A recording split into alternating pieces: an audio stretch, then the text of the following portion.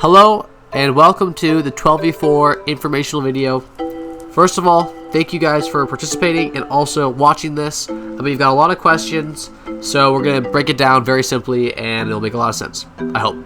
So, what's the point of this 12v4? Let's start there. The point of this is to pretty much all team up in one game of 4v4 Bed Wars and work efficiently to 1. Trap a random team of 4 and their generators pretty much control them, and 2.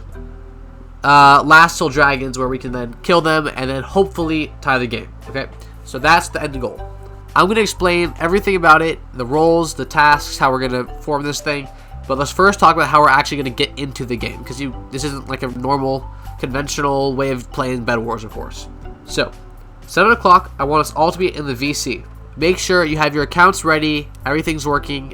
I'm not sure the last time you guys played Bed Wars, so boot it up once so that you know it's working, because we don't want to go through technical things. We have 12 people. We really got to minimize the technical difficulties here, okay? And that means by 7:15, we should be ready to start the game, if things are going according to plan. Cole, Dom, and I will be the leaders of these teams.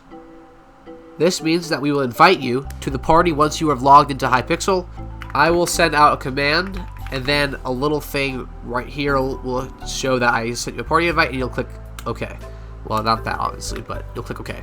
Once each team has its members, the leaders will use their one map selection that we get per day in Bed Wars, and we're going to use it on the Lighthouse map, which will mean that we are all sent to the same exact lobby at the same exact time, so that we're all good. This is the only way that we can confirm a Lighthouse game with everyone, which is why it is critical that no one clicks the bed in their inventory once we are in.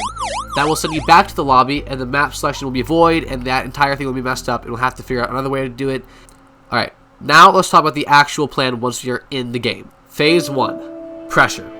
The first thing we do when we get in this game is we are all trying to put pressure on that one random team, okay? We need to make sure that they do not have diamonds or emeralds at any point in the game. Diamonds spawn at diamond generators that are on islands between our bases, and emeralds spawn at the middle. So, the two nearest bases have to immediately go to the base with the random people, or their diamond gens, I should say. Those teams bridge out to those diamond gens. So we're basically just conquering all the island and watching what they're doing and making sure that they're not trying to challenge anything else. So they stay at their base, okay? This should be about 3 minutes. It's not too difficult, but we have to act fast, okay? Then we have phase 2, which is about 25 minutes. It's one of the larger parts of this plan, but it's when we fall into our roles, okay? There are 4 roles, and each team is a set of those 4 roles.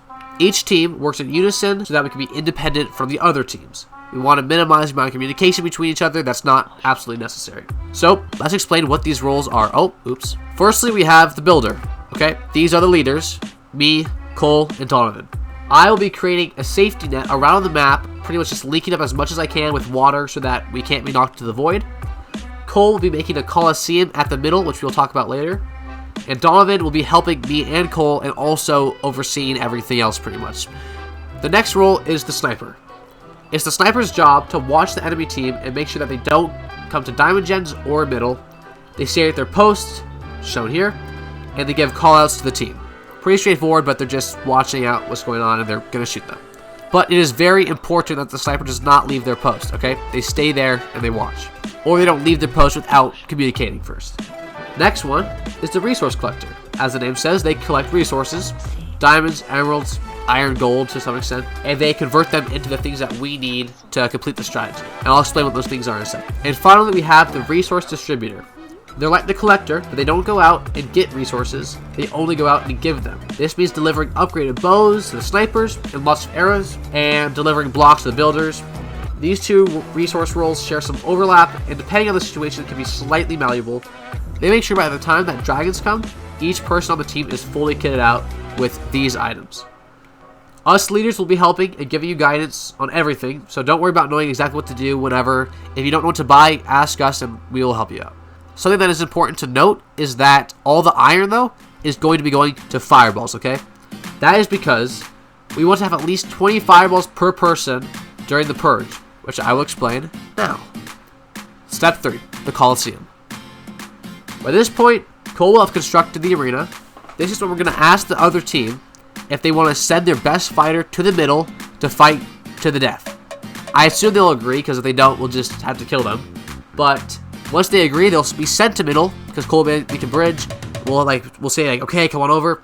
We'll watch them walk down. Everyone will then go to middle and sit in the stands that will be built, and we're gonna watch them as they try to fight. I think iron golems and silverfish. We'll find other things. Maybe one of us can go down there and fight them. But pretty much just have a little bit of a break and kind of like just enjoy the show.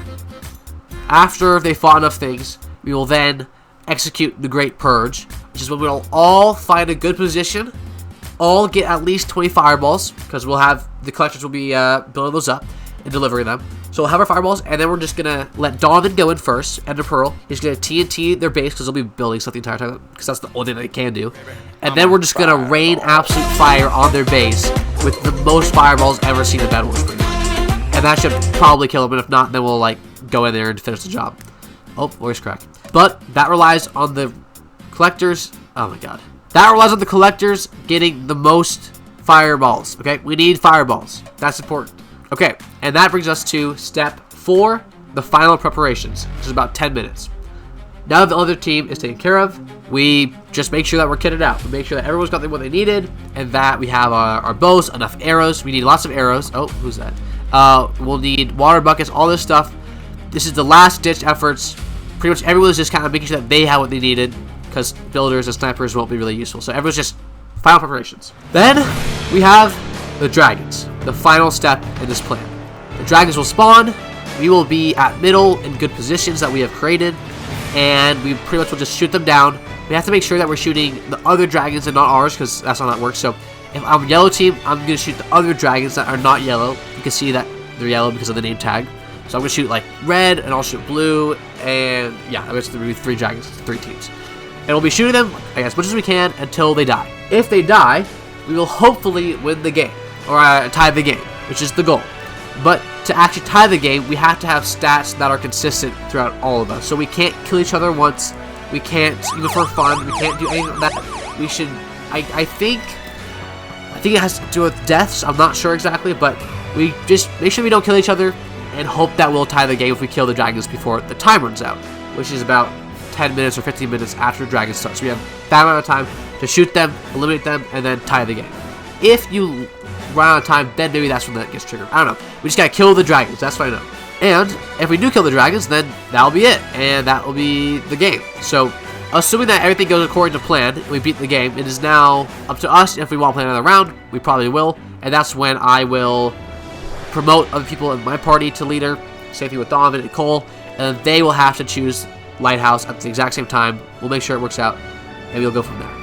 If you want to know more things about this, go to the Discord, read it. There's a bunch of other stuff in there that explains strategies a bit more in depth. This is the first time we are ever doing this, okay? I've never done this with 12 people. It's going to be a lot of people, but it's going to be a lot of fun, I think. So, yeah, take this slightly loose. It's not set in stone. I'm not going to yell at you guys if it's not going perfectly. We're just going to have to, like, figure it out as we go. Yes. So, thank you very much for watching this video, and I will see you tomorrow at 7. Please be in the call at 7. Okay, see you there. Thank you.